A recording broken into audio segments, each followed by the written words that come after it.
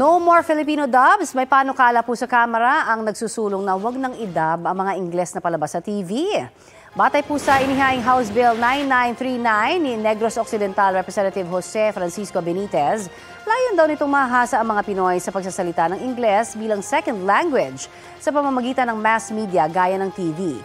Dagdag pa ni Benitez, English proficiency ang isa sa mga key factors sa pag-unlad ng business process outsourcing industry. Exempted naman ang mga TV commercial at TV program na ipinalalabas mula 1:00 hanggang 6:00 ng umaga. Binibigyang kapangyarihan din ang Movie and Television Review and Classification Board o MTRCB na mag-exempt ng mga programa kung ang compliance dito ay may negatibong epekto sa finances ng programa. Yan nga po yung sinusulong sa Kamara na alisin na yung pagdadub sa Filipino ng mga English na palabas sa TV. Ang sabi kaya ng ating mga netizens dyan?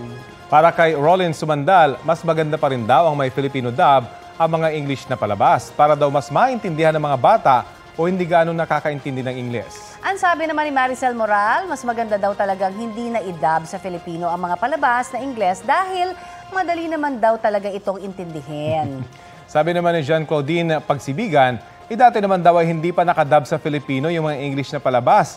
Mas nakakatulong daw yan sa English communication skills ng mga viewers at mga estudyante. Oo, okay lang naman, di ba? Mga kapuso, makisali po sa aming online talakayan sa iba't ibang issue. Kung may nais din kayong maibalita sa inyong lugar, ay mag-PM na po sa Facebook page ng Balitang Hali.